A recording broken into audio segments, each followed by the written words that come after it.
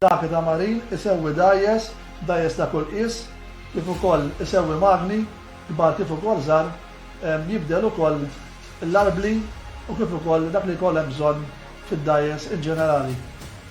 Dak ta' Marin issibuh ukoll ta' xbiex. ċemplulu għal iktar dettalji jew stili.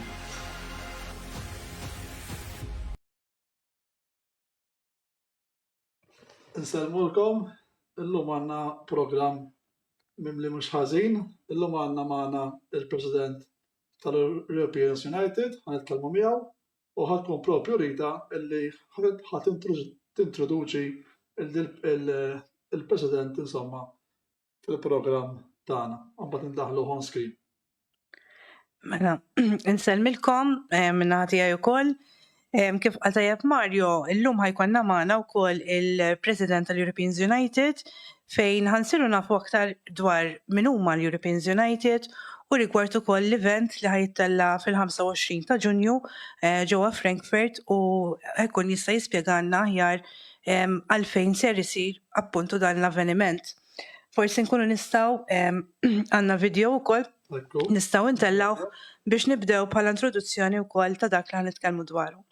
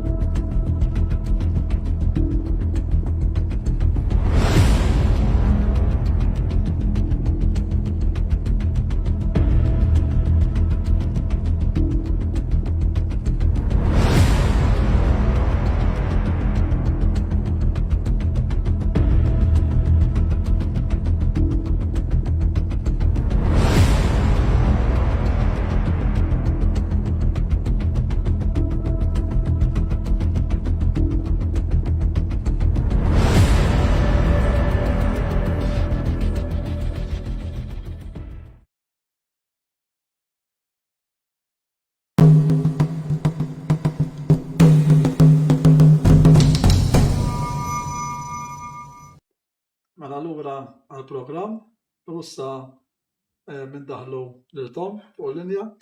Mela, hi Tom, can you hear us?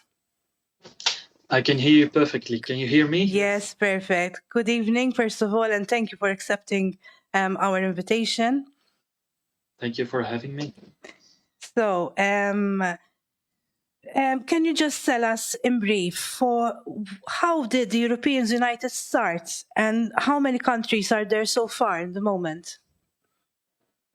on this moment there are 22 countries which have an affiliate of Europeans United. So there's 22 countries in Europe involved. It might be more in the future, but at this moment there are 22 countries. It started really strange, in fact, because before all this happens, I was a complete unknown, in fact. I had my friends, of course, like everybody does, but nobody important, no political friends, nobody. And I was very concerned about democracy, like most people. And during, even before the so-called pandemic, but even before the crisis, I was really worried about democracy. But during the crisis, our democracy became under threat much more than before. And I was really worried about this. And I thought, I felt really alone. And I thought, I can't be the only one who thinks this way. So I put it online. And in 1 or 2 days, it exploded. And I was just a normal guy. And normally I get like a few comments and hearts from my friends, you know, and my father and my brother, but now it exploded. I never had so many comments on such a short notice on my comment that I placed online, and I just put it on social media. I didn't have many how do you say it, viewers or subscribers or something like that. So it really touched something, and I immediately had people from all layers of the population in Belgium then. Normal people, but also very smart people. I mean, like lawyers, but ordinary people, all sorts of people. And so we decided we have to come together, and we did so. We had to do it online because it was illegal to come together for, you know. Yes. and it was complete lockdown. So and very soon we decided it's the same in every European country. Because in every European country, we see the same system. It's the same in Germany, it's the same in Belgium, it's the same in the Netherlands. And we were also a bit frustrated because there were demonstrations, but nobody saw them because they were, for instance, really small, but nobody knew about them because the media didn't report about them, and Yes. they were censored on the social media, so nobody knew about them. And we were thinking, this is the same in every country. How can we make them see us? How can we get behind this wall, behind this barrier?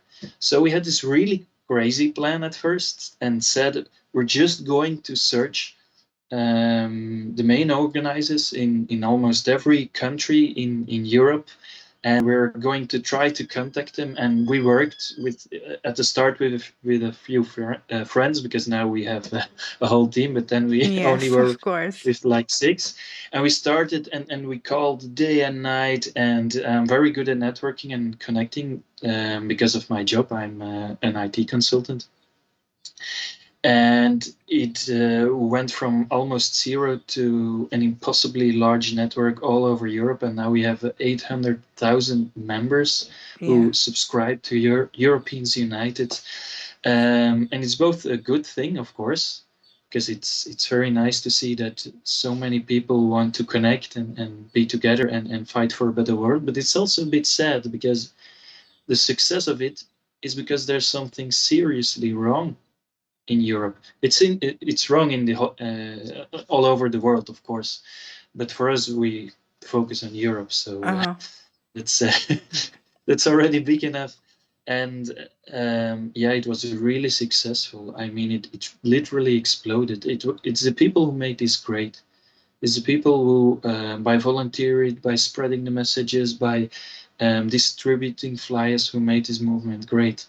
And now we are where we are, and it's really crazy because it started only in February of 2021, and now it's one of the biggest European networks for democracy. Yes, and well done for that, because like you said, it required lots of courage as well to do a step like that, because when you're feeling alone and you don't know like if there's anyone else feeling the same like you, it requires lots of courage to make that step. But finally, I mean, we can see that many people obviously felt the same like you and like the rest of us, let's say like that. And we were, like you placed it very correctly there, the media was literally trying to hide what's going on. So it was much more difficult for us. But here we are. So it's If something. you really want to, you can succeed. Yes. But it succeeded because of the people, because the people wanted it. It's really a movement of the people. If there weren't any volunteers, it wouldn't work at all. So that's the most beautiful thing about Europeans United, I think. It's that we really stand united. As you said, Tom, as you said, there is a problem of shadowing. The media is shadowing. And it's all over the world. I mean, we have the same old issue, the same issue over here as well. We had it even in Malta. I mean, we were shadowed, blogged, and then this is why PM News Malta, now we are official, a media as well, a media house. So very nice. Yeah, so love it. So now we can give a voice to those that doesn't have the voice. Know what I mean? So at least we are starting from really somewhere. So and your work is really important because to avoid censorship and to give a voice to the people, that's our mission. I think. Even sometimes, even if we don't agree, we give the voice to those that don't agree with us, and because now we know how it feels. So yes, indeed. So we don't want to do it on others. Yes, and that is one of the main pillars of the Europeans United, which is democracy. Am I correct? Yes. Human rights and the respect for the Constitution. Yeah. So really these are the main pillars, let's call them like that, the 3 pillars on how Europeans United was built. So what about the protest? What is for? How many protests so far has been organized, Tom? I tried to count them again 2 days ago, but I had to stop. But I will make a final list. But it's hundreds of demonstrations all over Europe. If you in every country, it's hundreds of demonstrations. Especially during the winter, we had like 2-3 demonstrations every week. So it's really crazy how many protests we did. But we had 2 every week. 2 to 3. 2 every week. Yeah, 2 or 3 a week. Yeah, I traveled all over Europe. It was crazy in my car because I couldn't travel by plane. So I made a lot of kilometers. I can tell you, it's really it was really exhausting, but we made it. And it's really important. But are you vaccinated or not? I will answer to you. I'm not vaccinated. Normally, I reply to this. That's a medical. You should be allowed to keep this secret. No, but you don't have the vaccine passport, right? No. So this is why you could travel easily in Europe, because now the restrictions has been But I mean, it was hard. That's why I'm making the It was really harsh. It was really harsh. Yes. And I think your medical file is private. It's not the issue. Yes, we agree on that, But you don't have the COVID pass, so. It was really hard to travel in Europe. It was hard, yes. I had to do everything by car, and many times it was unsure whether I was illegal or not there, because the rules changed in every country every week, Nobody, even the people inside the country, didn't know the rules, so it was sometimes guessing. Even the police didn't know the rules. So you still have because the people doesn't know this, but the COVID pass is still there. Yeah, it's still there. And people think that the COVID pass have vanished, but it's not vanished. It's only on hold for the moment, but it's still there. And they will notice, I think, in the future. But there's a lot of things that the European Union is now doing in secret, I think. It's not entirely secret because you can look it up, but it's not covered in the media, so nobody knows about it. There's a lot of EU laws who are passed now about this Corona Pass, but also about the EU identity, for instance. Yes. They're also passing a law for I call it the law for censorship. They say it's meant to prevent online criminality, Yes. but it has a very important last sentence in it that obligates social media, force them to censor the people based on information they get from the government. So basically, indirectly, the government censors the people like they do in China, for instance. Yes. There's no difference to it.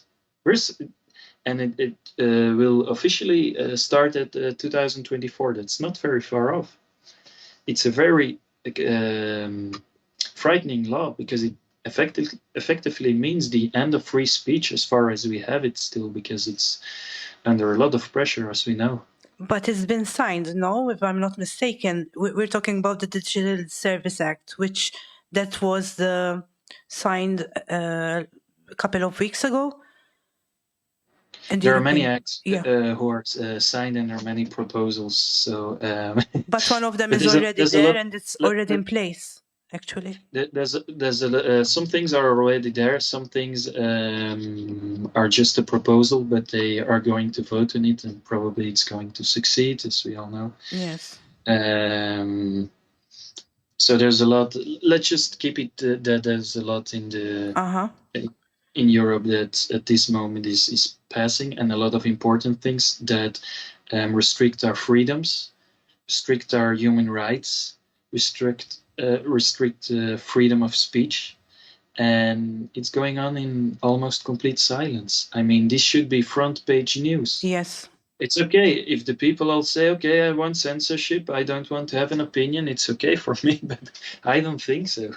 So if you want to talk about democracy, this should be at least debated upon. The people should at least know about it. Exactly. It's but don't you think that after these 2 years, let's say like that, some of the people got tired now, and they think that because of the lifting of the restrictions, everything is past, everything is over, and I think that's why you came with the Million March. That's going to be on the 25th of June in Frankfurt, isn't it? It's correct. It's correct. So can you just, in brief, let us know what about this, why it came, this Million March? What is it about? Well, it's a second edition of the Million March because we did the first one in Brussels. And the crazy thing was there was really a lot of people, between 500,000 and 1 million people was really there. But we called it the Million March symbolically to say, at least with 1 million people, but we are much more if you see that most people don't take the streets who agree with us. So if you do the math, the people really stood up in Belgium, but in other countries as well, because there were people from Portugal, people from Poland, people from almost every country of Europe were in Brussels. They did the effort to travel all those miles there. Yes. It was just huge. It was huge. It was huge, yes, indeed. But it's really important, I think, to protest now to these EU laws who are passed in silence, because most people don't know about it, and we need to give it as much vision as we possibly can.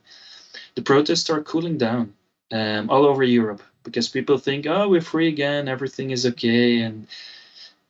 But especially in this moment, the system which made it possible that we weren't free and that it was undemocratic in the first place is still in place, and they're making it worse.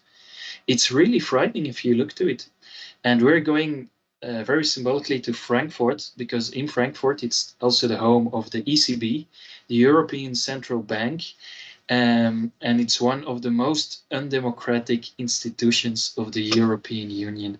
And I could go on for 2 days about it, why it's such an undemocratic system. And I always want to see good things, and I always want to see the good and the positive points, but there is no real positive point about the European Central Bank, I'm afraid. I mean, it's really undemocratic. The people are chosen behind closed doors. They're not elected by the people, and the people who elect them are often not elected either. So to make it even more strange, it's done behind closed doors. They vote behind closed doors, so you don't know who voted what, which is also very strange, there is basically no democratic control at all on the ECB.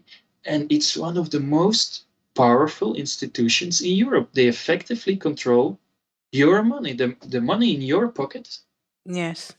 is in their control. They can control it.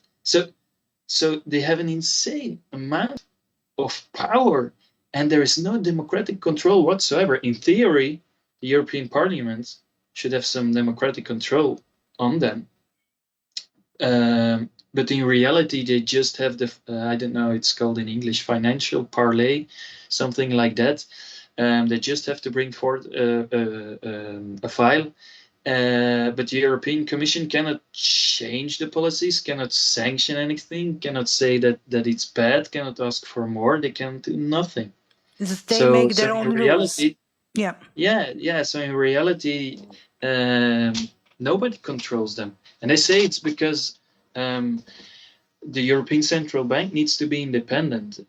Okay, but the people need to have at least some democratic control about the own money in their pockets, because the money is there. We work for it. We create things. We should be entitled to some democratic control about our own money. And the ECB is printing money since 2008 non-stop at an insane level. I don't know if there are many trees left in Europe, but it's insane how much money they print. But it also means it's a hidden tax, because the money in your pocket decreases in value. And most people don't understand that system. They never explain really well how these EU institutions work. We get some education in school, but it's really one-sided. And it says, yeah, there's a lot of checks and balances, but they never tell you what I tell you now. Most people don't even know that. Most people don't even know what they do. And they're really printing an insane amount of money. And you can see there's a lot of inflation. So there should be really huge questions as to why are you doing this? But the media still is not covering this or asking critical questions. So we saw the first video, we just saw it now, and you're planning to make more videos about the ECB in the future? Yeah, about every institution of the European Union, because there's a lot of flaws with all of them, but I think the ECB is one of the worst. Really one of the worst. I mean, there's little good to say about it when you look upon it from a democratic point of view. But we're going to make movies about every institution. We can make movies that span 2 days because it's very technical. But we did on purpose. We kept it very short, and people might say it's how do you say it, populistic, and it's not in depth enough. But if you do that, people won't watch it, because it takes a lot of effort, and it shouldn't take a lot of effort in the first place to get to know the institutions that govern you. I mean, they govern us, and we don't even know how they work. So we try to keep it as short as possible and put it inside 3 minutes, and which is very short. But we hope that if people watch these videos, they are going to understand better, to understand and look it up for themselves, because we think we have to emancipate the people. We don't want to give the people don't have to take our opinion of Europeans United. People have to make up their own opinion and start to believe in themselves. People don't have the confidence, and they always trust on experts to do the thinking for them. But people should really think, to study things themselves and look up different sources and make up their own opinion. So why people should rule? So why printing more money? Just to explain for the people that are watching us, why printing more money brings inflation? Yeah, that's very technical. But if you print a lot of money, they print in euros. And when there's more money, I'm going to explain it very simple, because for most people it's very technical. But when there's more money for the same goods and the same services, those services are going up in price, because everybody competes for those services and those products. And when you can pay more, you will pay more. You will pay as much as you can pay, because you want those services and those goods. So when you print more money, effectively, the money devaluates. the money decreases in value. And it's basically hidden tax on everybody who owns liquidity, who owns euros. So if you have 100 euro in your pocket and they're printing more money, that euro decreases in value, and it's logical. It's like when you're the only one who owns a car, for instance, in the town, and you play taxi, you can ask more, right? Yeah.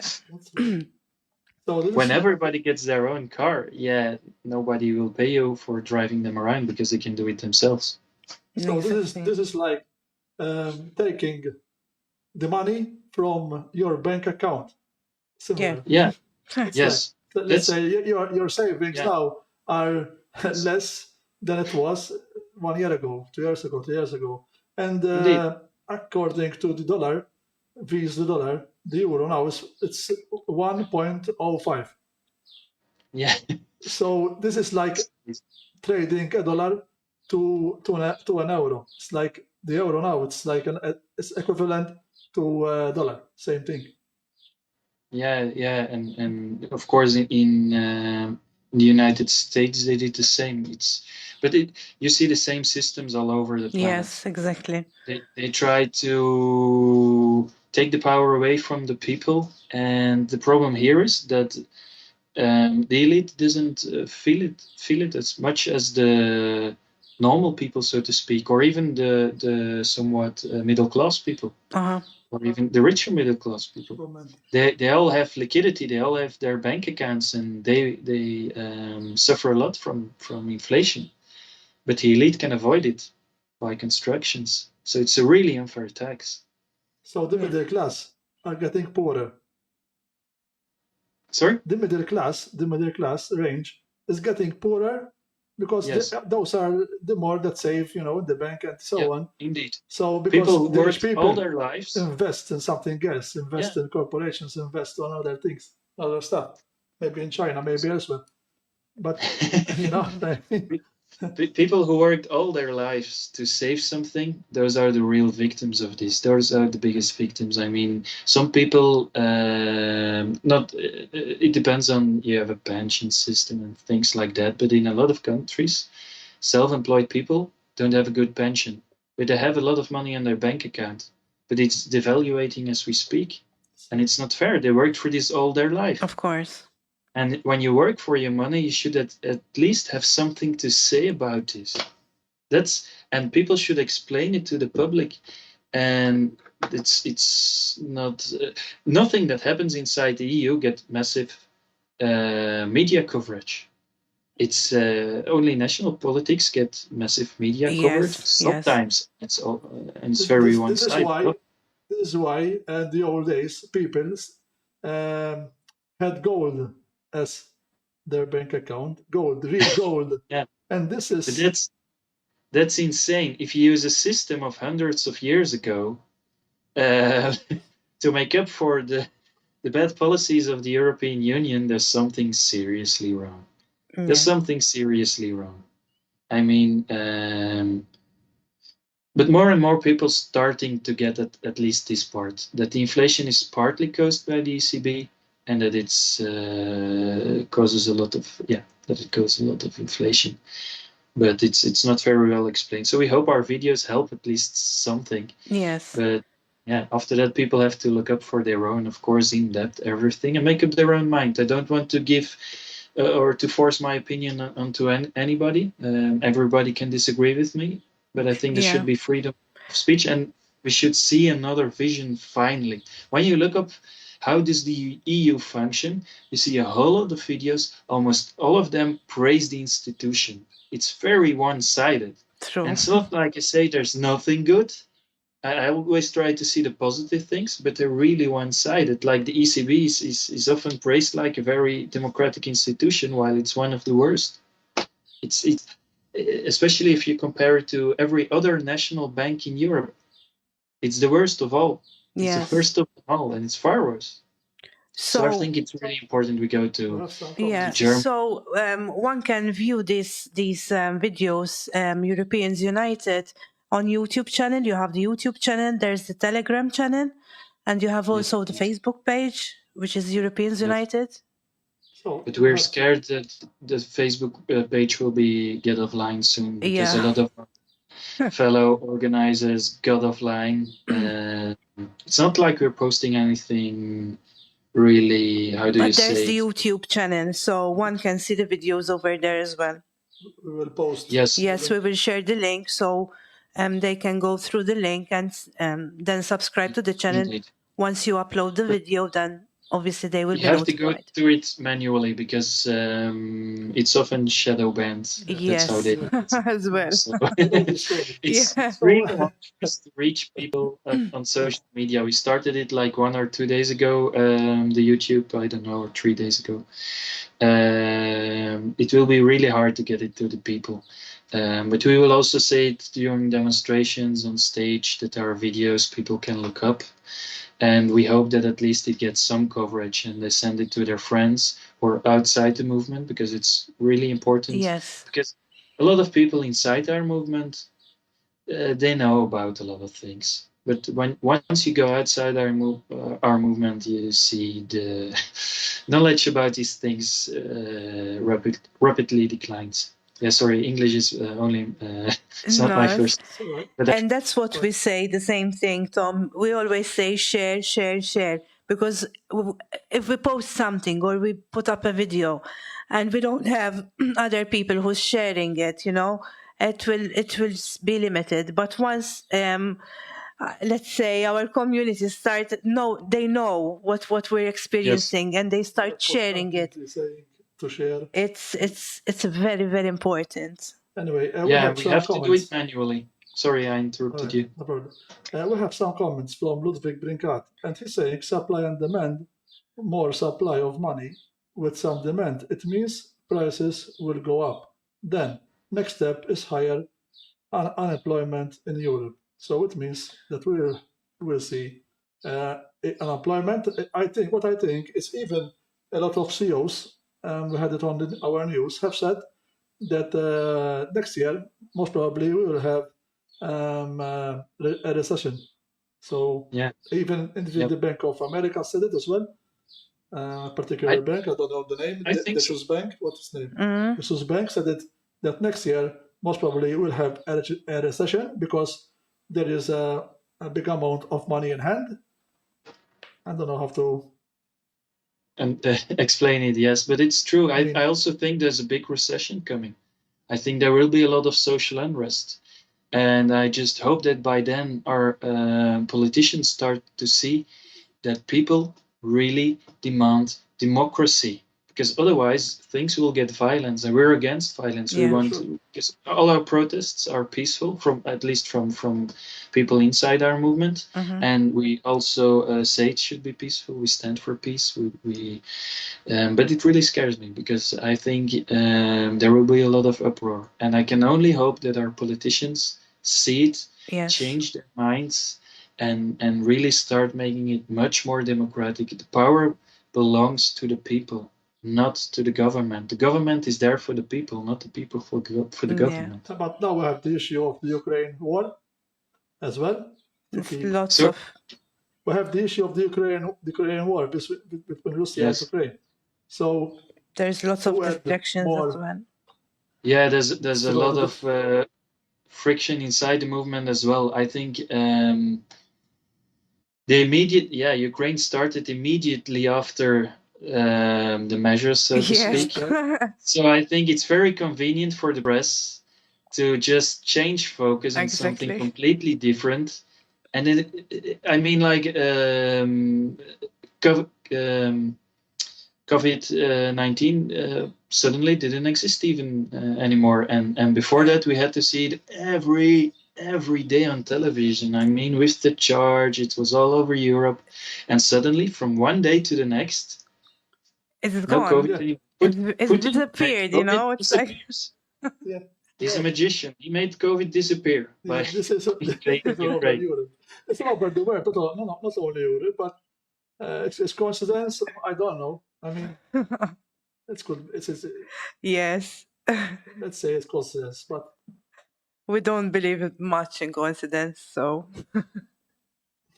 at least it's very convenient for them. Let me put it that way. That's it. Because and it's also incorrect that we have such a huge movement asking democracy inside the countries, and that we only focus on Ukraine.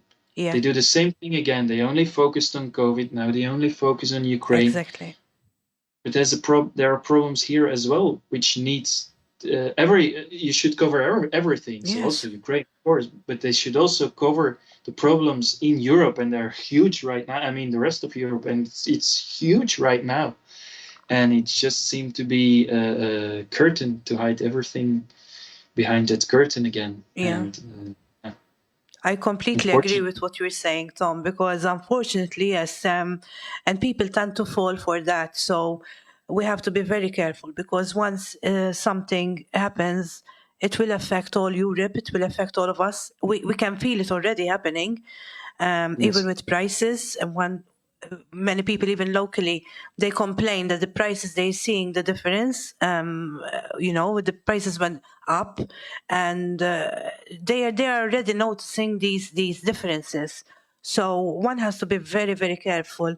And it's not to help others, because we want to help others, but first you have to help yourself, then you can help others. And this is very, very important. Yes, indeed. The That's prices my are opinion. on the rise on everything. I mean, and Everything, product yeah. on the shelves went up. I mean, it's obviously first for the COVID, Yeah. then for this COVID measures that China is saying that they want to zero COVID. There's the lockdown. This is stupid. I don't know But how to describe the stupid. You know what I always say? For a long time inside China, they didn't have any COVID at all. Yeah. They also don't have any people who are gay. So it's why do we trust anything that comes out of China? I mean, why do we trust? Why do we trust their numbers? Why do we trust anything their government says? And they're taking it as an example. Our media is taking it as an example for saying we are right, how we did it, we are the heroes, and we did it perfectly. But the people disagreed. The people took the streets, and the majority of the people disagreed. So they just changed subject. Yeah, and that's what I think. Well, not all over Europe, because in Malta we had a different situation. A lot of people have agreed with the measures. In our country was a little bit more different from the other European countries. Most of the people have agreed and wanted the lockdown, wanted the vaccination. We were for example, different rebellious, the first doses. Yes. More than 90% took the first doses, and 70%. The second, yes, it was 70%. And now the fourth booster, it seems. So we was the minority. Few of us here. To take the fourth booster, and now the people are starting saying. Now they are understanding, yes, what. Not even if you throw us like in jail. Some of them said.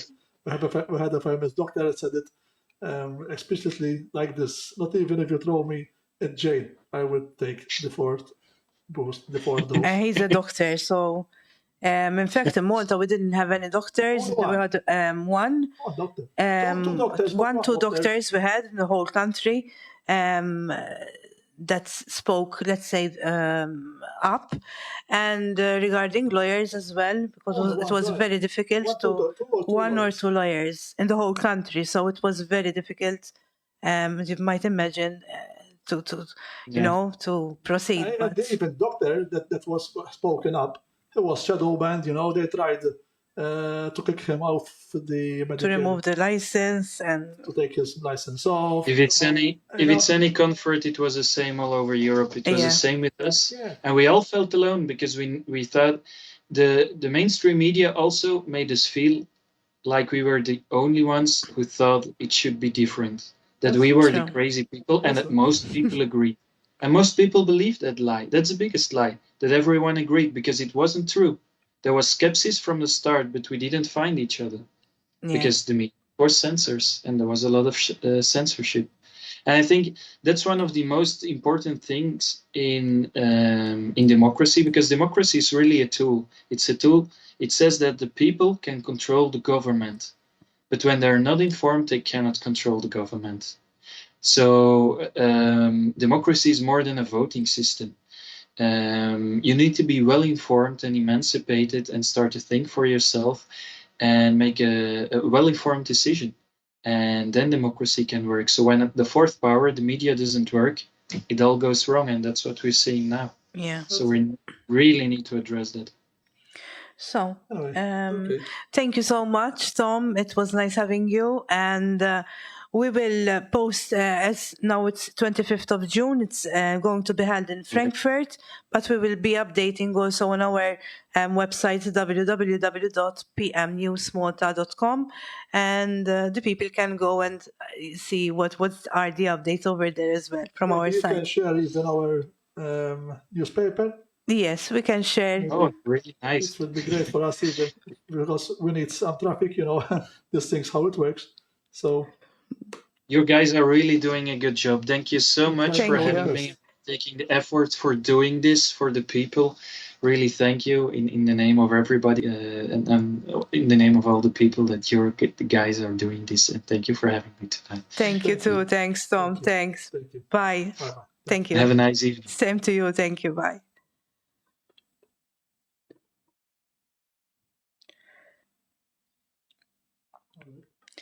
Mela, kif stajtu taraw hemmhekk dak kien Tom Mert mill-Belgium, il-President tal-European United, qasam magħna l-informazzjoni wkoll interessanti tista' tgħid fejn kif qal tajjeb ukoll Tom, sfortunatament il-medja dejjem żammet parti mill-istorja dejjem moħbija. Issa kif qal forsi notajtu wkoll waqt li kienet titkellem Mario x'għadna ma minnix uffiċjali mala. Għanurrukom il-bicċa klip u tifmu kollox il-post.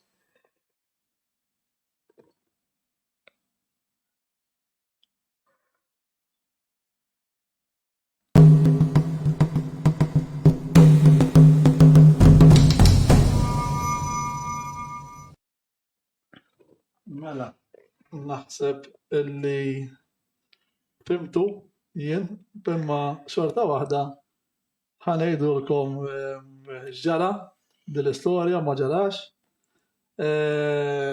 Lita, ħalli fidejk din. Ħanat l-unur li Lita, bim nejdi spers, ħalli nkun daqa gentleman darba bħajti.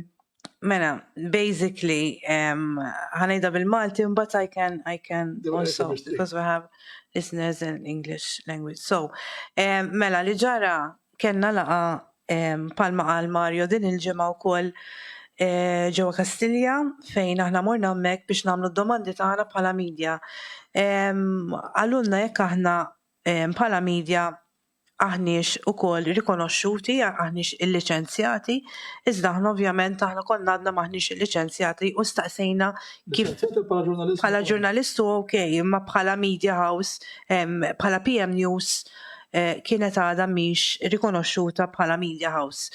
Mbagħad ovvjament tista' tgħid f'ġurnata, x'qas għaddi ġurnata, irċivejna mill-ewwel korrispondenza min-naħa tan-naħa tal-OPM ġifieri fejn dawn għalunna biex nimlew l-affarijiet min-naħa tagħna Mario ħassieb ġifieri li jimla dokumenti li kienu meħtieġa u l-bieraħ irċivejna l-email fejn aħna sa pubblikament uffiċjalment aħna rikonoxxuti bħala Media House, PM News Malta, issa mal-gbar, mal-Labin Malta, mal-Times of Malta, mal-Torċa, whatever, mal-lum, ma-dak li kollha li huma m'għandhom il-Media House tagħhom, issa jkollna ġurnalisti fisimna, għanejdu hekk u nistgħu nkomplu. Fissimkom ukoll għaliex PM News hija public media, bil-PM tfisser public media, ġifieri din hija tal-pubbliku, aħna kif qed taraw qegħdin nagħtu leħen lil kulħadd mingħajr ġifieri differenza, ma nqgħodx tgħidu għax dak kontra tagħna u dak fuq tagħna, nagħtu leħen lil kulħadd. Niddiskutu, mhux problema, mhux dejja naqblu, naturalment opinjoni għandna, però fuq il-gazzetta tagħna intallaw dak kollu li huwa għajdulu hekk news. Ġifieri dak huwa fer illi mittalla l-news hekk kif inhi mingħajr ma toqgħod tawweġ il-fatti u mingħajr forsi dawk in-nies tagħmilhom shadow ban u dawk in-nies ħallihom jgħidu li jridu. Aħna rajna dan l-aħħar sentejn dak li ġara fejn ħallew jitkellmu nies biss li kienu qrib mill-gvern ngħidu hekk jew Klaus Gauci jew in-narrattiva tad-Dipartiment tas-Saħħa u propju għalqu dawn ħalq dawk in-nies li kienu kontra din narrattiva. Bażaw ħafna nies, ħafna tobba, bażaw għax għandna nafu li mill-kar tobba illi propju mhux qegħdin jaqblu ma' dak li qalet Klaus Gauci u aħna issa wkoll dawn in-nies nistgħu ntuhom refuġju billi inti meta inti ħajdu hekk għandek media house u inti ġurnalist u mbagħad inti tista' m'għandek ċertu drittijiet bħal meta ngħidu aħna taħbi l-identità ta' min dak l-informazzjoni qed tifhem u aħna propju issa nagħmlu min ikollna dawn in-nies li lesti jitkellmu aħna lesti jiġifieri wkoll iwasslu l-messaġġi ta' kulħadd fuq il-medja il-page. Nistgħu ngħidu sejra tajjeb tiela ġurnata wara l-oħra, ngħidu hekk, jiġifieri mhux il-page biss ta' Facebook imma qed nitkellem mal-website u l-website tiela qegħdin nitfgħu l-materjal u qed ikollna kliks ġieli ħaqna anke 700 f'ġurnata, ġifieri mhux ċajta għalkemm għandna nibdew u di tajba, ġifieri dina kif qed ngħidu public media tagħkom ġifieri xxerjawha issa intom għandkom leħen. Il-leħen tagħkom jista' jgħidu naturalment sakemm tiddum dil-gazzetta, jekk dil-gazzetta ħataqa, il-leħen tagħkom ħajaqa' bħalma waqgħet dawk is-senti li għaddew. Aħna ħanagħmlu s'issa għadna ma minni skup ħanejdu hekk li tagħna għax dejjem naraw il-medja ġenerali x'inhi tgħid u nitfgħu dak li bewżu ieħor. Però qegħdin naħdmu fuq propju żewġ affarijiet ħanejdu hekk u jekk dawn il-mistoqsijiet ikollna tweġiba u mbagħad naħseb illi ħanċagħlqu daqsxejn mhux ħażin anke daqsxejn l-Unjoni Ewropea. Ħanejdu hekk għandna daqsxejn dawn in-news nippruvaw naraw li iweġbuna jekk ma jweġbunix bissewwa mbagħad naturalment naraw kif nagħmlu b'mod ieħor. Però għalissa dawn ħalluhom daqsxejn moħbija għajdu hekk ħalli nkunu propju aħna mbagħad ifhimni ġieli min noħorġu dawn l-aħbarijiet sewwa. Dak kollox kif. Mela, to just to say it in English. Xkultant early. Mela, we've been officially recognized as a media house now. PM News is officially recognized by like any other media which is locally recognized, and we can work more now freely. We will be also asked to attend to conferences, to press conferences, and ask questions where it comes with, for example, Ministry of Health. So we will be there. We are coming. Asking our questions on your behalf as well. So if you have any particular questions that you would like to send to us so we can ask them when we will be there, we can. We will ask. Depends on the questions, Obviously. Mela, Lydia, thank you, Mar. I always wondered what PM meant. Yes, we could write it public media, because it would be too long. And the idea also came because we're doing the live stream in the evening, so it's also, but it's public media, so. It can mean anything. Okay, but that is the main. Yeah, the main public media. And Samar should tell us congratulations, thank you, Samar. Like we said, it's this media, it belongs to all of us. It's not just me and Mario, but it's all of us. In the future, we are in contact with someone that we don't know, but we're going to try to even add more journalists. Yes. So to our website. So even those who would like to start writing blogs. if there are people, I mean, that want to write in the blogs as Rita says, Yeah. just And opinions as well, because now there's the opinion tab as well. So if you would like to share your opinions, there is the opportunity as well to do it. For us, it's Yes, okay, yes. as long as we don't insult anyone. and it's not a fake news, obviously. Opinion, it's an opinion. It's an opinion, If but it's like, news, it's yes, something. we will Opinion is an opinion, no? like You know, in fact, our opinions. أنا ħanaraw Ma daqsxejn tantx naqblu. li kollox ikun kif suppost ukoll da ma Mhux hekk. skont tikteb imbagħad ma tistax tikteb li Imma opinjoni. U ħanitfaħkilek fuq gazzetta. Imma hekk jiena l-opinjoni Ma tiegħi. nistax l-opinjoni ta' kulħadd. U le, mhux ħanitfgħu l-opinjoni ta' kulħadd. Imma tittati ċans il kulħadd. Imma aħna nistgħu nagħtu ċans ukoll billi ukoll fuq il-mezz hawnhekk.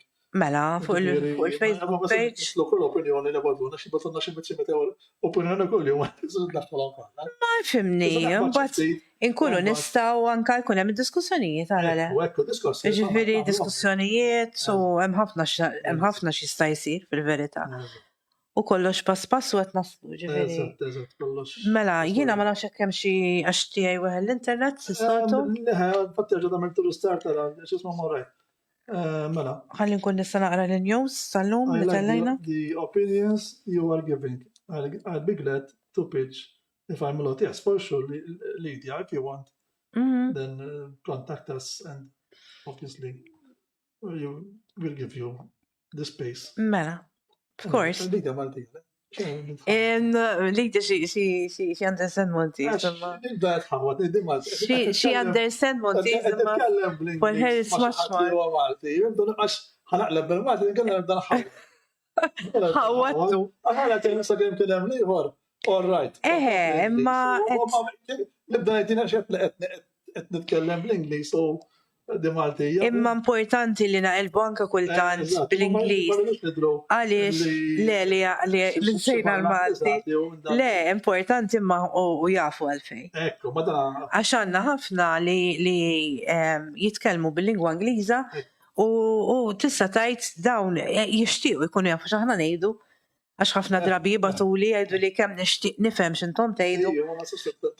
Imma nippruvaw jekk inkunu nistgħu ġifieri hemm ħsibiet ta' x'nistgħu nagħmlu wkoll. Nara kemm it-traffic minn ċertu traffic fuq il-gazzetta meta tagħmel post bil-Malti tintlaqa' ħafna iktar talla ħafna iktar visualizzazzjoni. Eżatt, imma ma takab l-Ingliż imma tiskanta.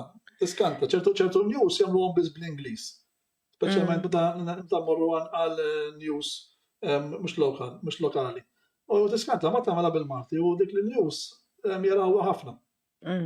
Imma insomma dan huma affarijiet li qed nitalmuhom as we go along kan ngħidu hekk.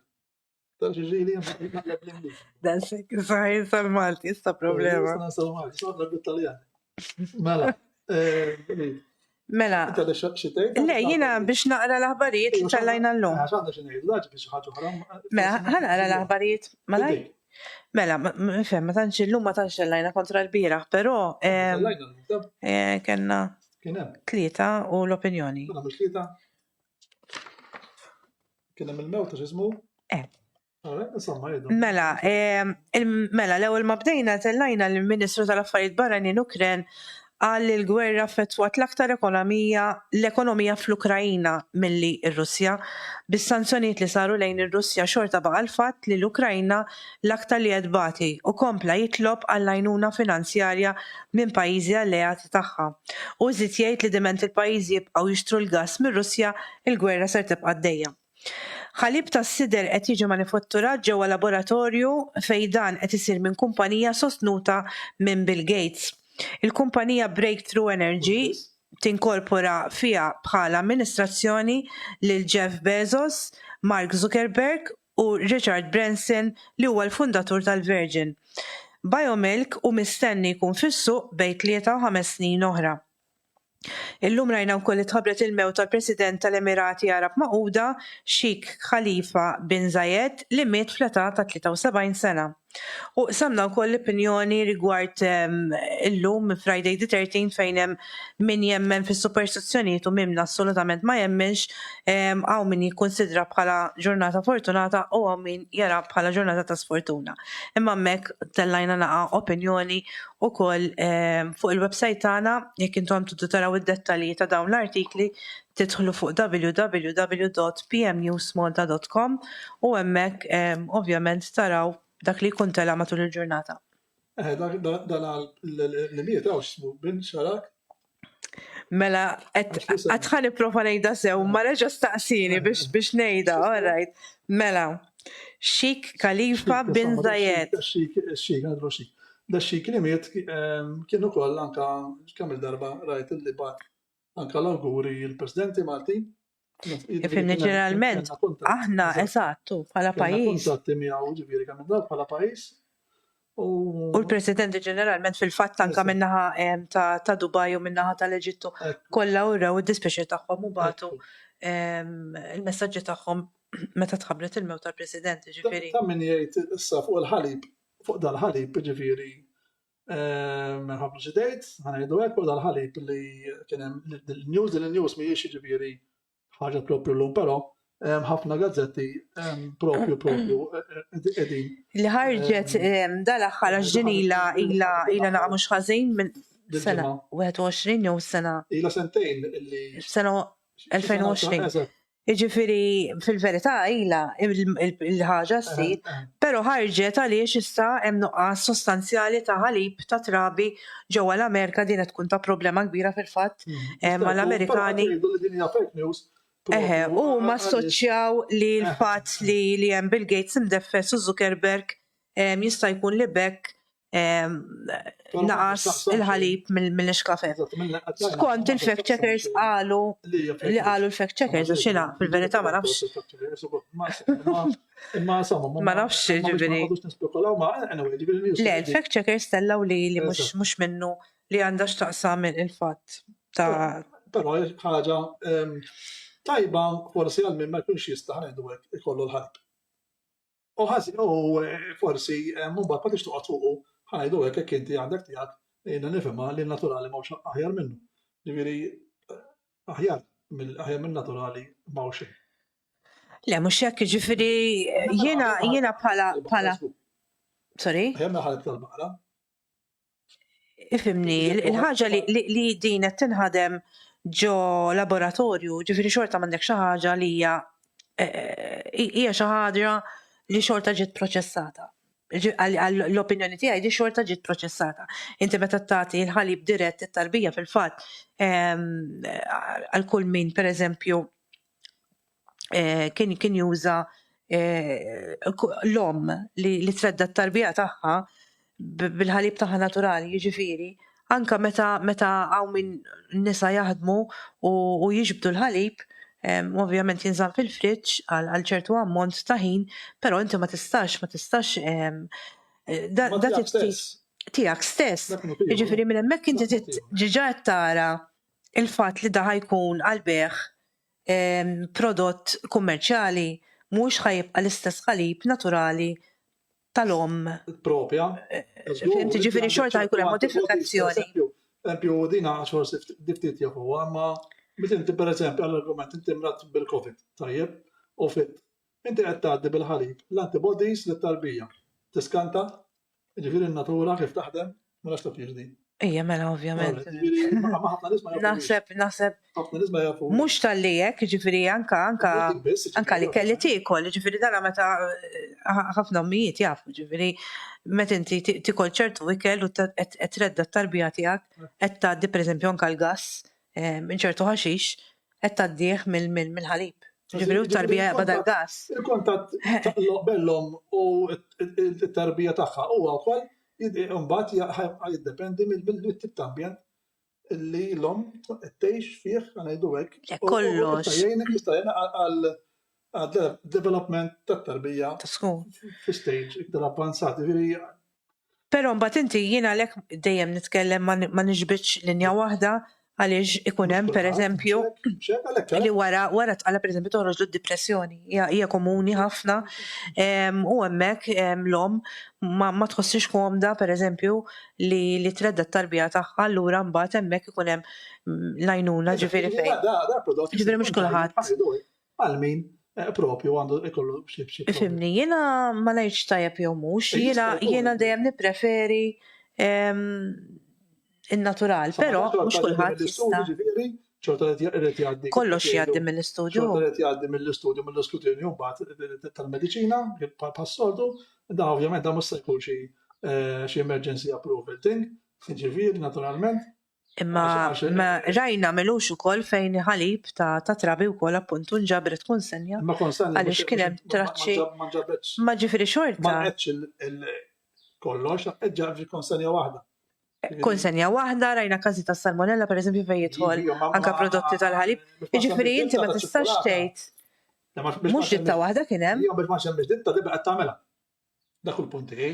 Għaliex kellha imma baqgħet toħroġ pereżempju jekk tagħmel 3 tipi ta' ċikkulata l-argument wieħed minnhom kellu jieqaf u baqgħu ħerġin it-tnejn l-oħra. Meta bdew jagħmluhom, ġifieri il-batch. Il-batch baqgħu jagħmluhom li daħs baġġ. Xorta għadhom għaddejjin b'investigazzjoni mhux dik il-batch biss għaliex sabu salmonella anke fi prodotti oħrajn mhux tal-istess kumpanija. Le ma l-qitx il-fabrika. Dik iċ-ċokolata biex għasegem jgħaddu l-investigazzjoni twans li għaddu tarġa ssir. Le, jiena il-puntijat peress li inti għad dan jgħaddi minn testijiet, ovvjament kollox jgħaddi minn testijiet, imma kollox fil-riski tiegħu. Naturali huwa l-aqwa għedu hekk, però mbagħad ma jkollokx option, jista' jkun li tkun option tajba għalmi ma jkollux option.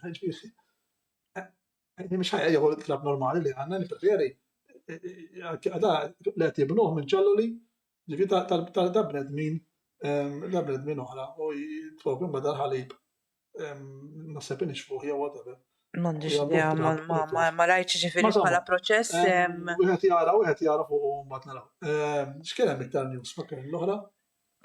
Dik tal-Ministru tal-Affarijiet Barranin Ukrien fejn qal li l-ekonomija fl-Ukrajna intlaqtet ħafna iktar milli Russja bis-sanzjonijiet li saru lejn il-konfront tagħha. Ġifieri dan qed jgħid li l-Ukrajna l-ekonomija hemmhekk iktar ġiet affettwata mis-sanzjonijiet li ħarġu ġifieri qisu ma nafx naħseb jiena nasal konklużjoni fejn dan qed jgħid hemm bżonn li jsiru aktar sanzjonijiet mir-rigward tar-Russja u żied jgħid ukoll ġifieri li l-pajjiżi dimen li jibqgħu jixtru il-gass u ż-żejt minnaħa tar-Russja il-gwerra mhux ser tieqaf. Ġifieri dan qed jgħid kompletament il-pajjiżi kollha jridu jaqtaw kull negozjat. L-idea tiegħu hija l-idea tiegħu biex din. Dak li qalu. Però il-pajjiżi ma jistgħux jibqgħu jixtru il-gass mir-Russja li mhux daqshekk sempliċi li tieqaf tixtri il-gass mir-Russja u tħalli l-niesek mingħajr il-gass jew inkella titla' d-domanda mas-sema u l-prezz jitla' biex imbagħad in-niesek tfoħħhom fil-faqar assolut is Malta għax Malta noqogħdu forsi imma l-pajjiżi li għandhom jużaw il-gass tajjeb għal kulħadd. Malta xorta għandha bżonnijiet tagħha u ġifieri. Imma still għandna forsi m'għandix the-central heating u kollox jaħdem bil-gass. Fejn pajjiżi oħra eżatt. Dik jasħan, tibgħin forsi nistgħu tixxi gass jew tnejn tħallas 10 euros iktar kull wieħed, so kull 3 xhur erba'. Issa forsi. Għalissa forsi nistgħu mbagħad il-qudiem jekk jibqgħu jolew l-affarijiet kif qed jolew ma nafx. Kera l-gass naturali wkoll jekk hux ħajwala tad-dawl u mbagħad niġu aqwa mill-li qegħdin, x'imbagħad tagħmel ħajwala d-dawl. Diversi servizzi oħra id-daq mhux meta jgħidu jola d-dawl. Joqgħod id-dawl jola għalik jola n-negozjant u n-negozjant ħajerġa' jola l-prezzijiet. Biex idaħħal dak l-ispejjeż, ġifieri dawna kultant in-nies jgħidu ma dak qed jipprofitta. Ma mhux bil-port qed jipprofitta u meta nismaħa ħafna dik. U meta n-negozjanti jollu mhux neċessarjament ikun jaqbillu għax kultant meta tolli inti in-nies naqsu x-xiri. Ħadd titlef eżatt. Ġifieri mhux bil-fors jaqbillek tolli. Tifhem mhux dejjem jaqbel, ġieli jkun hemm fejn inti pereżempju jaqbillek tolli għax pereżempju ngħidu jekk inti bidwi qed bih il-patata ngħidu hekk. U din il-patata għandek 5 tmiem għandek u taqla minn dawn 5 tmiem 100 euro l-argument. Sewa hekk inti ta' issa illum taqla minn tomna taqla 100 euro, forsi jkun jaqbillek tnaqqas ħalli mbagħad inti n-nies id-domanda titla' u l-prezz jola. Ġieli, skont. Skont, mhux hekk? Skont. Skont, ġifieri skont. Però kif qalna dak l-inflazzjoni qed tola. Kull imkien, ġifieri qed tinħass xi ħaġa li dem.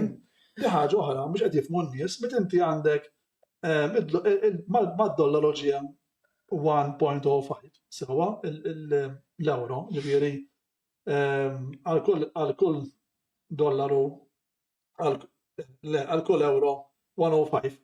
Tajjeb 105, ġifieri kważi da qed ngħidu id-dollaru ġie daqs l-euro. Ekwivalenti, ġifieri kull mem 5 ċentesmi differenza. 5 ċentesmi. Però meta inti tixtri, tajjeb inti tixtri l-argument, inti tixtri għanejdu hekk miċ-Ċajna sewwa, u inti kont tixtri il-prodott bil-qabel kont tixtrih bil-qabel kien 1.15. Mela inti ġa qed nitkellmu għandek isu miżerjament għaw 5-7% so għolilek, mela inti da tolli 7% il-prodotti, biex jasal 7%. Da għalek kemm ħatol, kemm ħaderġu tol għal-ħaj.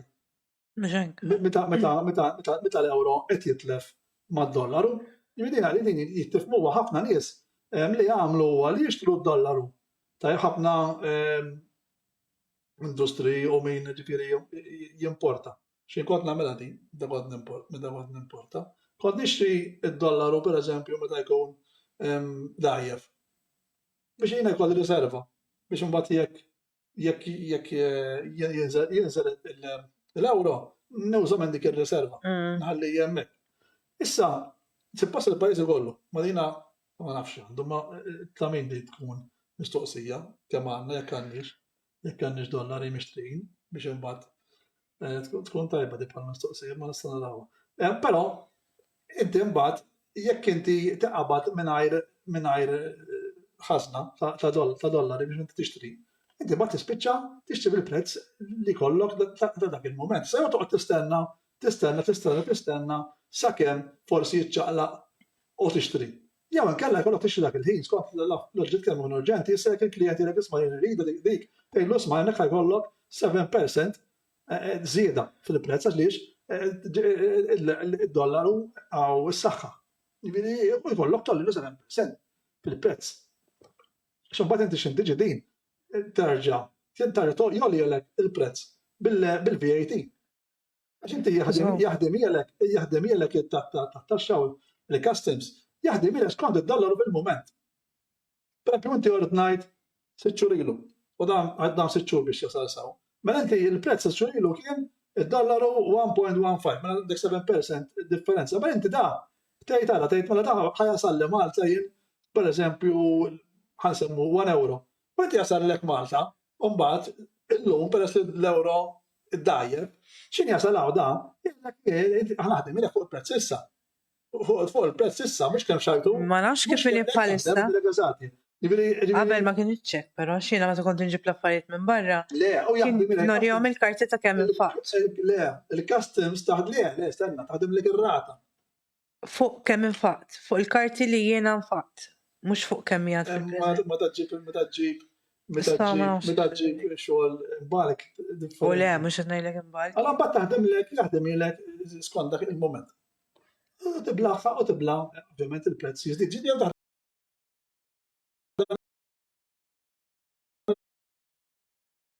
kontra, ġifieri, imma insomma. Alex għalilna fuq karta.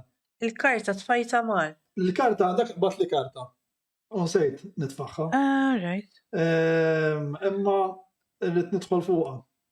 Ok. Għax tnejx karta. Batilna karta. Qed infittex il-karta. Batilna. Għalli nsiba da, Alex. Mela, id-berik di tajba di għeda. U rrid nitallaħħa news. Mela, id-berik tal-familji 2022 ġifieri dak is-sena. Mela, Elsies, isma' wara għadi. Elsies, jekk iċ-ċirkostanzi tal-pandemija jippermettu din is-sena nixtiequ nerġgħu nipproponu it-berik tal-għid lill-familji tagħna. Qed jaslilkom f'idejkom dan il-programm li fih il-ġranet u l-isem tas saċerdoti ser jiġi biedek fit-triq tagħkom. Dberik jibda fl-4 ta' filgħaxija. Mela. Bħala previżjoni mit-tixrid tal-virus. Nitlobkom tieħdu nota ta' dawn il-punti. Mela, dawk li jixtiequ ibierku huma mitluba jistennew lis-saċerdot fil-bieb biex is-saċerdot ikun jaf li għandu jidħol. It-tieni, fil-ħin li fih is-saċerdot ikun fid-dar tagħkom, il-membri kollha tal-familja huma mitluba ikunu bil-maskra. Possibilment il-laqa ma' saċerdot ma tieħux ħafna fit-tul. Jekk xi ħadd ikun jixtieq jitkellem fuq xi problema, jista' jagħmel appuntament ieħor mas-saċerdot. Ir-raba', jekk jogħġobkom toffrux ikel jew xorb lis-saċerdot u lanqas ħelu biex jingħata lit-tfal. Nitolbu biex dan il-mumenti ikunu verament okkażjoni ta' barka u grazzja għall-familji tagħna u għall-parroċċja kollha. Nieħu gost, nieħu l-okkażjoni biex nixtieqkom minn qalbi lejt it-tajjeb. Mela dan huwa nista' nsemmih Mons Daniel Xerri l-Arċiprit. Jiena ma nafx tal-ima knisja da, insomma, imma din li batli Alex u jiena propju qed naqraħa hekk kif inhi. Ifhimni, jiena nimmaġina li mhux Fidejkom biex tikkommentaw. jiena mhux qed nimmaġina li hija knisja waħda li ħarġet din għax dawn ġeneralment joħorġu mill-dioċesi, allura naħseb jiena ma nafx x'jiena ma rċevejt xejn, però jekk ħarġet mid-dioċesi ħajkunu kollha l-istess. Però mhix mid-dioċesi għax hawnhekk ma l-ebda emblema ġifieri li qed nara. Le, huma ma id-dioċesi tibat lill-knejjes u mbagħad il-knejjes. Bħal mamlu tal-iskejjel tal-Knisja rigward il-maskri. Id-dioċesi toħroġa, però mbagħad l-iskola mbagħad toħroġa fimt imma ikunu ġejjin minn hemmhekk. Ifhimni, Lidja qaltilna sekonda x'hawnhekk biss mela. Għax ma biex ħan ikkommenta, ma jgħalis jeni, di ta' tfal men tal-ħelu, ġaħalla men, di ċokolata li t-teħmuġ ġal-borsa tkun jew ġal-maluqa tkun ħatilu miftuħa, u t-garrimilu t-ġalqu, aħjar ma nitkellem, xejn aħjar ibdel għax. Alex għal, nsalli għalik Alex l-ewwel net, kummedji biss ġabuna nitkellmu waħedna.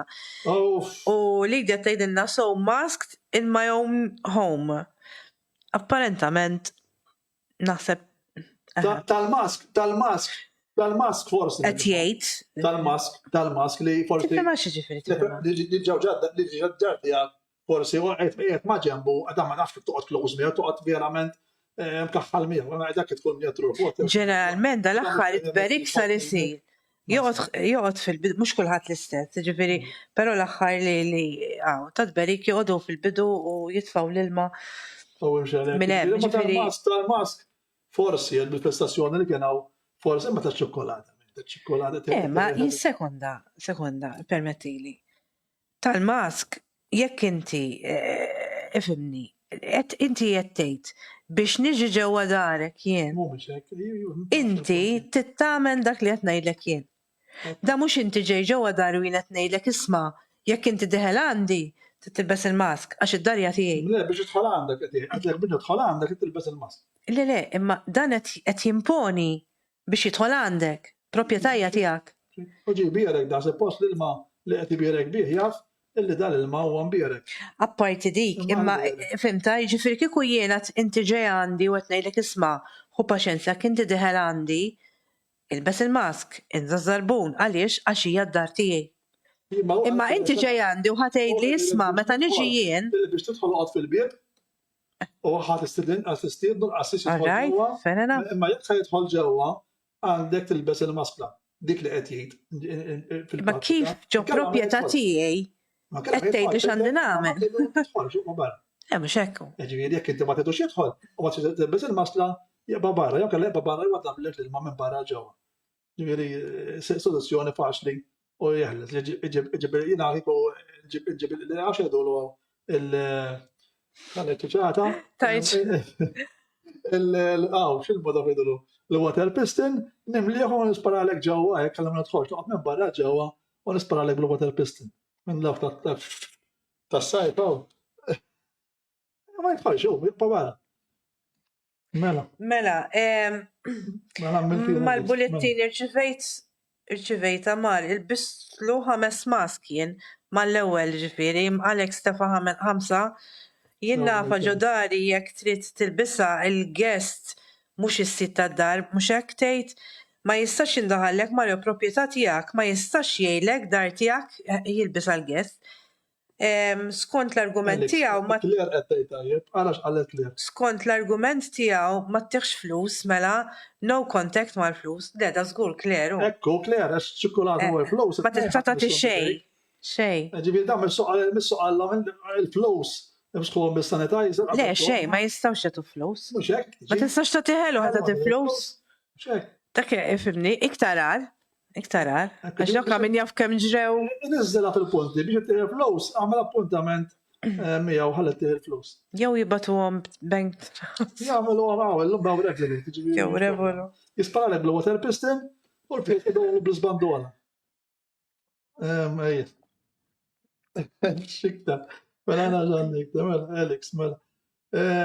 Insomma, illum xtaqna niftra argument imma naħseb sarna għajin. Sar 7:15. Is-7 kwart, somma nista nagħmlu kwart oħra. 7 kwart. Ngħidu kwarta. Dela bissija, eżatt. Forsi nitħatt daqsxejn fuq il-bidja, kemm importanti fidejk. għamata. Ma bidejja anka, tista' tifhimhom il-loġika.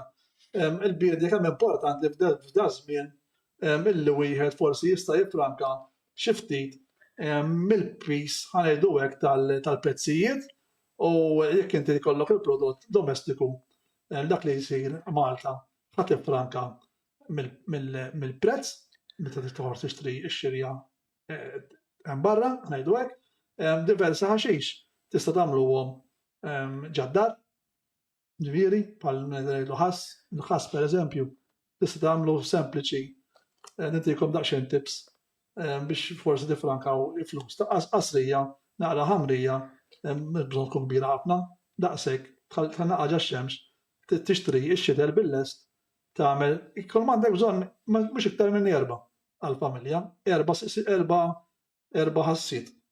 Tħawilhom tixtrihom xitel, kull ma tixtrihom xi ċuċati dan ikunu ġifieri sens.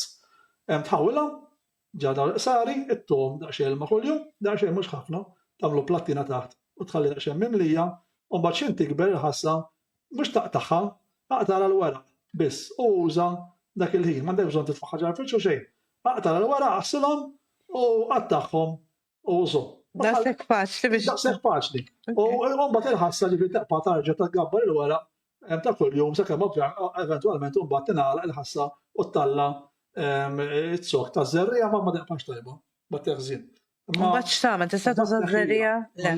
Normalment ma tikberx. Jiġifieri inti qed ikollok 4 xtieli. 4 biex iktar minn 4. Imma tagħmilhom f'pot waħda ġifieri separati. F'pot minn daw it-twal pereżempju, tagħmilha naqa' ħamrija, u tagħmilhom inbedin minn xulxin.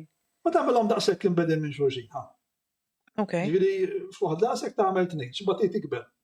Għalhekk qed ngħidlek titħalli naħseb. Mbagħad taqta' wara minna u tagħmel selet ta' kuljum u ma jiġik jiswa. Mela semmek nasal jien. Ġifieri nasal jien. Tips verament. Nasal kulħadd. Tips verament. Okej. Anka issa pereżempju, mbagħad tista' tagħmel forsi it-tadam iktar diffiċli imma. Darba kelli tadam imma. It-tadam iktar diffiċli, kultant iktar diffiċli. Baqa li żgħir. Però ixtru minn dawk iż-żgħar cherry tomatoes. Baqa li żgħir imma vera żgħir. Imma ħassa verament faċli. Le, ħassa kif qed semmejt inti ħalli prova żgur. Provawhom u taraw kif tmorru tajjeb.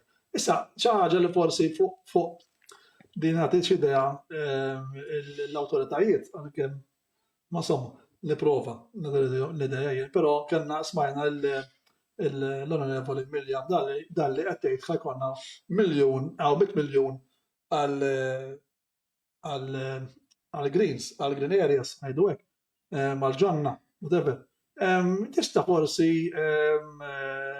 ma tagħmelx parir siġar li huma siġar bħal fikus u siġar oħra li ma jagħmlu l-ebda assolutament frott, dawn siġar jiena ngħidulhom inutli, kull ma jagħmlu dawn siġar jiġbdu is-CO2 u daqshekk u forsi sbieħ għax jagħmlu l-fjuri u forsi u daqshekk però frott ma jagħmlux. Forsi parir illi kon iktar ġonna żebbuġ speċjalment għax iż-żebbuġ tieħu minnu iż-żebbuġ imbagħad taslu u tipproduċi żejt.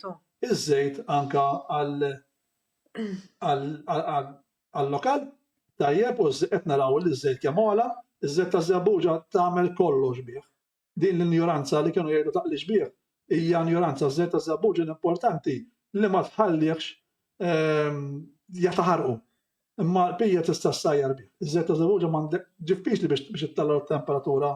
Eżatt, dikka jidher li qed jinħaraq. Tista' daqli anke tista' tagħmel ċibża fihom ovvjament oli. Sewa ġifieri però. Ma tittota temperatura dejjem. Ma ħataħarqux inti meta ssajjar bih. Titfgħu ġattaġa, titfa' l-affarijiet l-oħra. Allora dak li jerġa' jkessru fim. Ma jiena kollox assolutament insajjar biż-żejt ta' żebbuġa. Kollox. Tromejtu anke ġal-forn. Le, anka jiena nużaħ, però dik kont smajt li jekk jinħaraq. Jinħaraq, ma biex jinħaraq it-temperatura biex iż-żejt jinħaraq diffiċli tħalli ċattaġa ma nafx provajta. Idum. Provajta żejt. U da biex Le, għalhekk qed ngħidlek. biex bida jaqbad kważi. Mhux ġieli l-insajn. Diffiċli. Ġieli dan huwa finna qabel. Jekk tmur pereżempju sqallija għadhom jemmnu fih. Ħafna. Issa aħna ġejjin bil-isqalli. Il-kultura tagħna tajjeb ġifieri minn hemm ġejja. Ġifieri iż-żejt taż-żebbuġa jagħmlu kollox bih, assolutament kollox bih. F'kollox daħlu. Kollox jagħmlu bih, mis-ser għalisa kollox. Issa hawn Malta, tajba għandna iż-żebbuġa Malta tista' tgħid għandha l-ambjent kważi ideali. Għaliex ma tix ħafna ilma. Tajjeb ma tridx tagħandha x-xemx. Ġifieri għandek hemm x-xemx. Tikber malajr, iż-żebbuġa ma jsirx tikber malajr, ma tikberx bil-mod tagħmel mill-ewwel wara t-tieni sena dik tibda tagħmel dak iż-żebbuġ. Dik qed tagħmilha fuq il-bejt jekk m'għandekx xi ammont darjet. Ukoll tagħmel dak iż-żebbuġ mhux ħadd tagħmilna għax trid ammont kbir, però tista' tagħmel waħda fuq il-bejt u taħod 3 bottijiet. Mhux hekk eżatt. Eżempju, fejn tagħmel għandu l-bejt. Tajjeb tista' tħollu iktar xkont kemm tikbillek u skont il-pott li tagħmilha għax ukoll tgħix. Ridi tgħix pratikament f'ambjent m'għandix bżonn ħafna ħamrija. Iż-żebbuġa fejn tista' tagħmilha ħofra ġal-blat. Ebbju titfalħala ħamrija u titħallija. Iż-żebbuġa adattata għal-pajjiżna. Imbagħad għandek is-siġar ir-rumien, pereżempju, jistgħu jagħmlu ġonna bir-rumien. Ir-rumien l-istess ma jridx ħafna ilma u wara sentejn tlieta li ttieħ l-ilma kważi tieħ darbtejn tlieta f'xahar. Tkun biżżejjed għax xorta jagħmel ġifieri. U għandek dawn huma ftit siġar li trid maintenance mhix l-aġel. U ħajtluq il-frott. Issa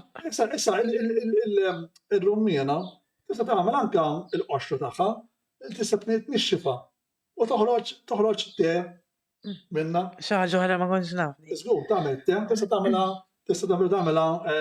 tagħmilha fina u tagħmilha parti mit-tqiel. Tista' tagħmilha sa 10-20% ma taffettwax it-toma. Ta' tqiel. Qed tagħmel pasta, nagħmel pasta friska pereżempju. Nagħmilha propju bil-trab. Ħassem messaġu l-oħra. Ħalli dak. Mhux ninsejjara. U kont nixxifa il-qox ta' għandi ġifieri nixxifa u mbagħad inżida ma' mhux ma' tqiel normali nerġa' nagħmel tal-almonds jew bħalissa tal-lews. U naħallat ma' trab tal-lews. Tifhem? U mbagħad il-lews inti tagħmel pasta mill-lews. Tħallat hemm dik il-mekanizmu bħalissa ġisimha mal-lews biex jaqgħad biex jiggomma u nagħmel l-aġin tal-lews. Huwa healthy, iktar mitqiel. Ma t-toma jintam ġifieri? Ma jintamx it-toma tal-almonds, tintam. Ma tajba anke s-saħħa ġifieri il-keto diet Dika iktar li jużaw huma l-almonds, per eżempju. Jiena ħanaqbes għall-lews. Il-lews l-istess m'għandu bżonn ħafna maintenance, tista' taraw l-lewża. Il-lewża f'Jannar hija l-ewwel siġra li tagħmel il-fjura. L-ewwel siġra din li tagħmel il-fjura. Tajjeb, il-lews kien jintuża ħafna ta' biex ilagħbu fuqu, għandek il-lews ħelu u l-lews mor. Tajjeb, il-lews mor ma nafx tista'mel bih.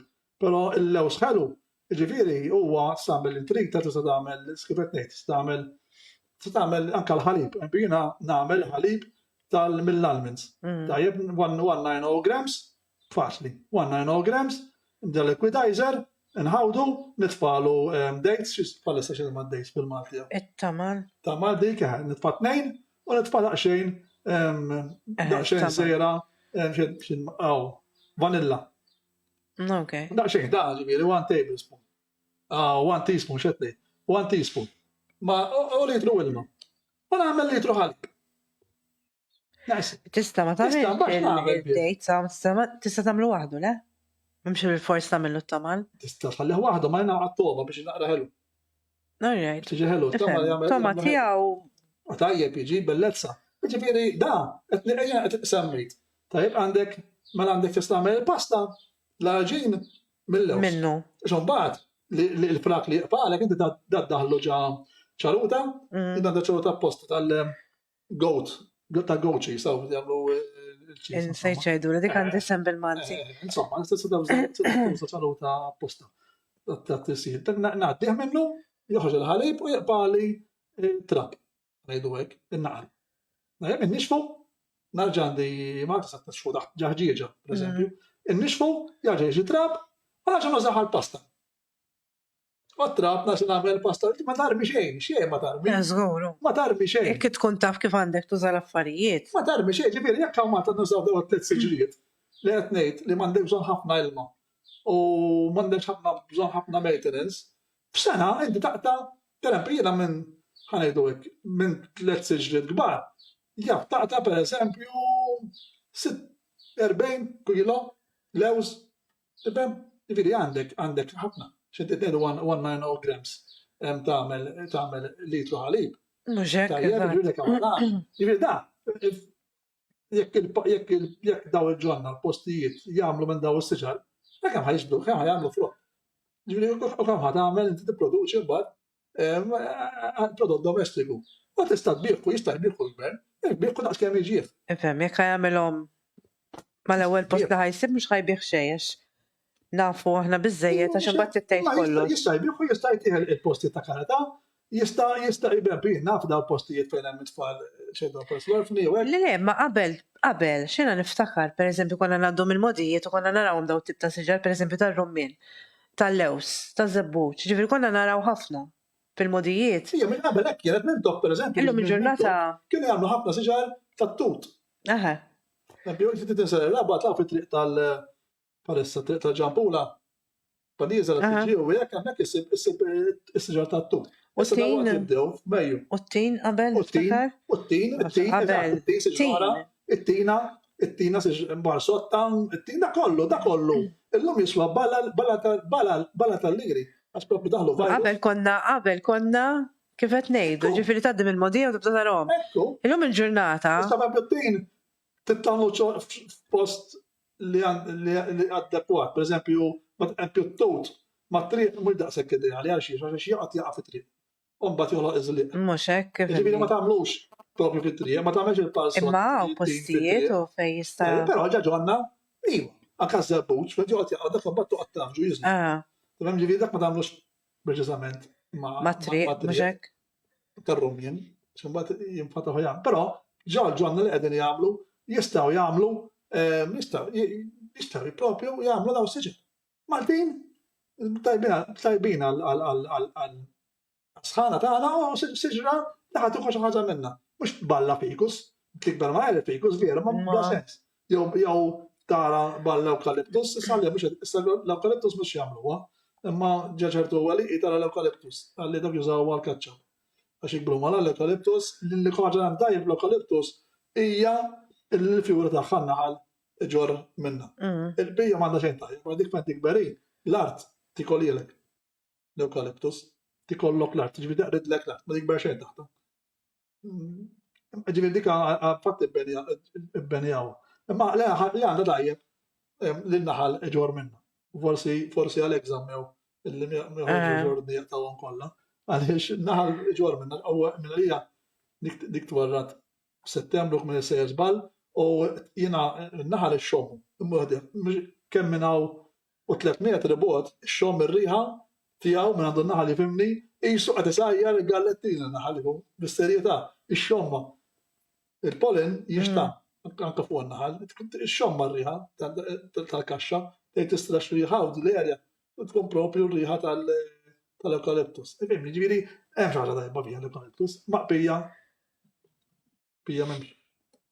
m'hemm xejn. Dawn huma fis-siġar qed insemmi illi forsi l-gvern jista' jieħu spunt u jagħmel dawn il-siġar ġal-ġonna tagħna u ma jagħmel siġar li ma tieħux anke tagħmel l-arinġ. Pereżempju l-arinġ qabel bjew il-busket. Mela. Iċ-ċitru, is-siġar taċ-ċitru. Eżatt. Ma s'għamel il-ġam minnu saħab. Fil-fatt fil-ġonna tal-palazzi niftakar iċ-ċitru kien ikunu s-siġar taċ-ċitru biżibilju, ġifieri l-busket fejn il-verdala jidilli kien hemm ukoll. Iċ-ċitru jrid il-qoħ. Imma kien ikun hemm ġifieri abbondanza. Dak ideali, dak il-post. Għax niftakar anke l-busket tara s-siġar taċ-ċitru anke il-fatt li anke tħares li hemm ukoll mela xinsa jew jiena jew. Issa hemm diskussjoni oħra u jiena kont ili ngħidha din diskussjoni ma meta jgħidha xi ħadd illi muħadd, fimt? Ma jagħtux każ. Issa dinet fuq il-medja illi għandna bżonn nibdew nagħmlu il-ħobs tagħna fl-aħħar. Stampħu. Ta'għalx nistampħu, istax issa qed jola il-qamħ. U jafu li aħna niddependu mis-suq barrani, ġifieri fuq il-qamħ. Aħna m'għandniex il-qamħ tagħna. Xejn, assolutament xejn. Għax l-ewwel nett inti l-qamħa li tkun apposta għal tipi ta' qamħ differenti, tkun dik it-tip ta' qamħa apposta għal-ħobs. Ġifieri issa inti din għaż-żerrija trid timporta u għandek sena sakemm tuħu minnha. Issa tittara mbagħad din trid tidrisa ngħidula, mbagħad jgħidu tidrisa ġifieri jaqta' il-qamħa, żerrija minn mal-istru. Jew imma t-tibna. U din mbagħad eventwalment inti tieħu żerrija. Illum ħafna nies, ġifieri jaqtawha mingħajr ma jidrisuha. Imma tidrisa tħalli iktar jew issu, tifhem biex tidres jew lulju insomma, skont ma tiżra. Għax tinxef ġas siġra ġal-pjanta. U ġifieri din inti għandek sena, ġifieri irdi jaħsbu minn issa. U tittara kemm li lesti jħalluha hemmhekk biex huma jidrsuha. Tittara dik mhux inbili daqbad tgħid ejja ħanagħmluha, trid toħroġ. Il-gvern irid joħroġ pereżempju sussidju. Għal min propju irid jidresa, irid jidres il-qamħ, ħallih hemmhekk jidrisu. X'inhi għandek ir-riskju. Tifhem tidresa? Badlet pereżempju hawn Marta għandna l-sfortuna jew l-fortuna. Le, li għandek is-sħana, pereżempju, jew inkella għandek il-lob tan-nar. Mela hekk inti pereżempju qiegħed għandek bil-viċin. Talla in-nar u inti ma tkunx għalhekk importanti għalhekk il-festi jkunu fis-sajf. Ċertu affarijiet ma jkunux naħuha, ma jekk inti għandek il-maqlef jew il-qamħ u ma tajtux u taqalek jaqbad kollu dan. Ġifieri dawn mhux kemm naqbdu ngħidu nagħmlu l-ħobża Maltija u daqshekk. La li jkun hemm pjan, il-pjan li jkun hemm pjan kbir, ġifieri issa ġifieri kif qed ngħidlek jekk inti għandek festi tallaw il-mortali minn hawn u inti għandek l-li tal-qamħ mad-dawra dawna qed jistennew biex tinxef il-qamħa, inti ma tistax taqla n-nar minn dawn, għax ħajġi. Ġifieri da titta u mhux kullhom kien ġifieri, żgur mhux kullhom kien ġifieri u orrajt tista' pereżempju forsi tnaqqas il-xiri. Pereżempju jingħad ikollok għal 10%. Ma bad tixtri 90%. Żgur. Mhux 10%, almenu tnaqqas ġifieri dan il-pjan nazzjonali, ngħidu hekk, nazzjonali jsir U jista' jsir u għax għandna nies jistgħu magni għas-sena d-dieħla ta' ġifieri mhux dis-sena. u hija ma ġifieri- tibda minn x'imkien hu. Ġifieri il-pjan nazzjonali jara li s-sussidja l-bdewa biex propju iħalluh hemmhekk għad-dris. Tajjeb u mbagħad minn hemmhekk timxi l-pass li jmiss irid jagħmel ixxi l-magni, il-gvern għadha mhux se jxi il-bidwi il-magna, għax dan sa m'għandniex il-windmill qabel kellna il-windmill lui, sa m'għandniex ġifieri issa trid magni hawn ġifieri ssib imma trid magni bħalma xtraw u investiew fil-magni ta' tasir taż-żebbuġ u hekk jagħmlu u jixtru forsi l-ewwel jixtri għall-gvern tajjeb ikollu waħda l-gvern naf is-sejt magħha l-bitkala argument u propju jitħan nizzer jew issir xejdru bħalissa wita. Il-qama. Issir mhux it-trab. It-tqiegħ. It-tqiegħ. Issir ma dokx il dik li minżew. It-tqiegħ. Dan isir pjan nazzjonali ma għalek jekk il-politikanti huma veru willing nissir issir. Imma hawnhekk ħanejdlek il-problema kif qed ngħidlek issa ħadbet il-fess il-kallu ta' ma ġembek, jekk ta' ma ġembek kif qed ngħidlek italla n-nar, jgħid la għaża sieħ da talla lix tagħmellix in-nar. Għamlek xi nar il-fost issir. Ma nibdew nerġgħu nitaqdu fejn biex tgħidlet fuq in-nar issemmi ma n-nar ġalli. Ġifieri mhix ngħidu, ġifieri mhix ħanqogħdu nduru mal-lewża. Imma insomma issa mbagħad jrid jagħżel jrid iħallas kif ngħidu m'għandu bżar iroxxu. Issa jekk il-pajjiż bħalma għamilna fil-Covid is-sukkana ċunturin. Naħseb jekk hemm bżonn illi t-tjola tant titqiegħ illi hemm bżonn nissukkaw ċunturin mela nissukkawh ukoll. Samar qaltlek karawett nitħajjar niżra. Karawett jingħad ma' żejt. Karawett ta' kif. Il-karawett tkun ro imma żgur. Ġifieri ma nafx meta żmien, naħseb li bħalissa dak jien. Naħseb bħal fażola hekk. Qed ġej mill-istess razza ġifieri naħseb bħalissa ro, minn ro. Tixxieħ ro mhux inkaljat. Okej. U timgħu tiżilgħu. Però ma nafx kif jagħmel dak, ma nafx hekk taħt l-art hekk fuq l-art jagħmlu, ma nafx m'għandix idea. Però żgur illi tixtieħ ro, mhux ovvjament mhux inkaljat. U anke l-żejt, pereżempju ż-żejt, tista' tagħmlu intom, da ġifieri ma massif. Karawett tista' tagħmel iż-żejt minnu. Skur, il-karawett minn ħafna. Minn nazz. Minn nazz, kważi kollha jien nagħmel jiena żejt nagħmlu jien. Jiena żejt tas-sunflower hekk jien nagħmlu, jiena dimagħna taslu jien. U noħroġ. U jkun mhux bħalma tixxi dan. Għax jiena nixtieq nara l-proċess kif isir taż-żejt. Għax jiena meta nagħmlu jien iż-żejt. La taż-żebbuġa. La tas-sunflower. La tal-black seed, xiżama bħalissa, tal-poppy seed. La tal-pumpkin seed. Meta nagħmlu jien, iż-żejt. Laqas tal-almonds, għax tal-almonds nagħmlu wkoll. Meta nagħmlu jien, it-toma tkun differenti bil-nixtri, ma xilma dopp. Da mhux l-istess ngħid almonds jużaw. Mhux l-istess sunflower jużaw. U tiegħek kemm idum mbagħad bħala pereżempju shelf life? Naf jiena bħal nużaħ. Bħala expiry. Kilo minn sekkem toħroġ, ġifieri, imma. Għax inti naħseb jiena meta tkun xi ħaġa produzzjoni. Iva, ma li rid ngħidlek jiġifieri bħalma bdejna ngħidu l-ewwel. Fejn qabdu ġifieri. Jagħmlu tuħa. Ħaltu miegħu. Għalhekk qed ngħidlek. U dara tkun tixtrih ma' supermarket ma semmix min. Fuq 3 euro, 4 euro, qas ixxir fl-xkun. Però tittoqgħod attent x'ikun hemm miktub. Ġeneralment extra. Lemma ġeneralment jikdbu tali ikun percentaġġ żgħir li jkun pur. Jekk taqbad tasar inti trid minn tal-inqas trid 9 kilos biex toħroġ liter. Mela jekk taqbad 9 kilos u tagħmelhom kemm jiswew il-9 per kilo, iż-żebbuġa plastik fl-xkun.